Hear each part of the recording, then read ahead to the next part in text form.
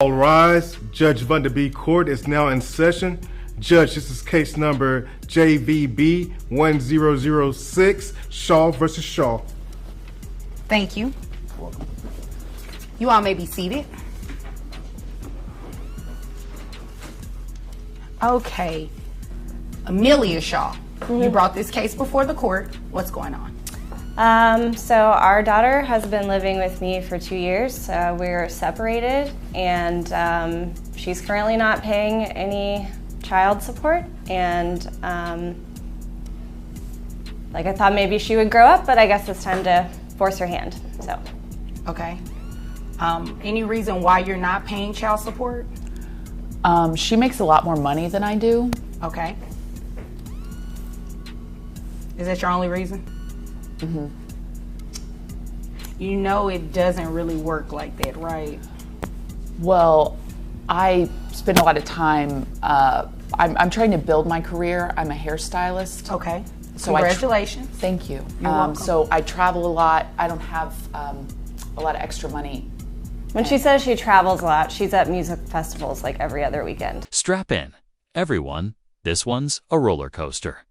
We're talking about a parent who somehow believes that dropping $22,000 a month on music festivals takes priority over supporting their own child. That's right, while one parent is out living it up, the other is left battling in court just to get basic support. Welcome to the case of Shaw v. Shaw, where financial responsibility takes a back seat to party life and the excuses.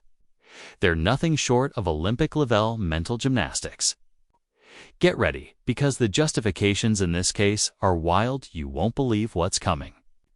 Let's dive in. It's networking. I'm trying to do hair for bands. Let me ask you a question. How much are these trips costing you every other weekend? Probably close to $1,000. Close to $1,000, and you're going twice a month? Yeah, sometimes. You're spending $2,000 a month to go to music festivals when you could be paying child support. So that means you can afford to pay child support, right? Well, yeah. That means that, right? I mean, yeah, probably. So what's the reason that you're not paying? Because it can't be that she makes more money when you obviously have the finances to do it. Well, if I'm being honest. Ah, yes. The classic "I'm investing in my career" defense. Look, networking matters, but if your so-called networking budget rivals a mortgage payment, maybe, just maybe, it's time to reevaluate your priorities. And let's be honest here. How much hair are you really styling between DJ sets and dance tents at a festival? Come on, priorities, people? Sort of more enthusiastic about it than I was. I'm the biological mother. I'm trying to figure out, biologically related. But I'm trying to figure out, what does that have to do with anything? Well, it's kind of more on her. If you think. Are you kidding me? Well,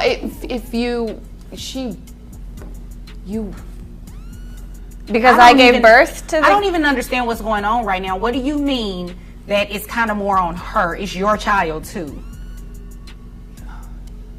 She wanted it more. But you wanted it too, right? Yeah, you were on board with this. I was. So you're going to still be on board with paying child support then? Because it's still your child. You don't get to pick and choose when you want to be a parent. It doesn't work like that. If you can spend $2,000 a month to go to music festivals. Asterisk. Well, they wanted the kid more than I did. Excuse me, that's not how parenting works. This isn't a group project where you get to slack off just because someone else was more enthusiastic. Newsflash. If you were on board then, you're still on board now. Parenting doesn't come with an opt-out clause when things get inconvenient. Supporting your child isn't optional, and it's definitely not a participation sport. And that child as much she as you doesn't. proclaim. That doesn't make sense. I FaceTime. She's drunk when she FaceTimes. Half the time I can't hand the phone over. indulge from time to time. Right, It's not and that I am not buying anything that you're over there talking about. So you know what I'm going to do? I'm going to get straight into the child support, and you are going to pay, okay? And I know you have the money, because according to your tax returns here, you make about $800 a week, right? Okay, so I have your gross at about $3,200 a month. So you can afford to pay child support because you're spending $2,000 of that to go out of town, and that's based on what you said. That's not based on any calculation yet. Okay, all right. How many children? Just one. Just one child. Okay, so I have your net at $2,474.58. Who pays health insurance? We have Medicaid. Medicaid? Okay. So Medicaid has to be reimbursed to the state because that is a state benefit. So you are the one who is going to reimburse that money to the state. So what I have to do is take 9% of your gross, and that'll give me the health insurance amount that you'll reimburse to Medicaid. Comes out to $288. So when you add that to your monthly child support obligation of $494.92, that gets $782.92 a month. Yeah. You spend $2,000 a month, right? Yeah. Yeah, exactly. So you can afford it. I think one music festival a month is enough. And maybe you should take your daughter with you to the music. And there it is. The math doesn't lie, folks. If you're pulling in $3,200 a month and willingly dropping $2,000 on festivals, that's not a can't. Afford it problem. That's a won't afford it problem. You know what else costs around $2,000? Raising a child. But hey, who needs responsibility when the rave lights are calling, right? Kind of how it works. Mm-hmm. I just don't think that's a safe environment for a 3-year-old to be in. It may not be, but until something actually happens, you can't dictate that. You wanted child support, you gave rights. You pretty much gave birth to a visitation rights. You understand? Yeah. And child support and custody are completely different.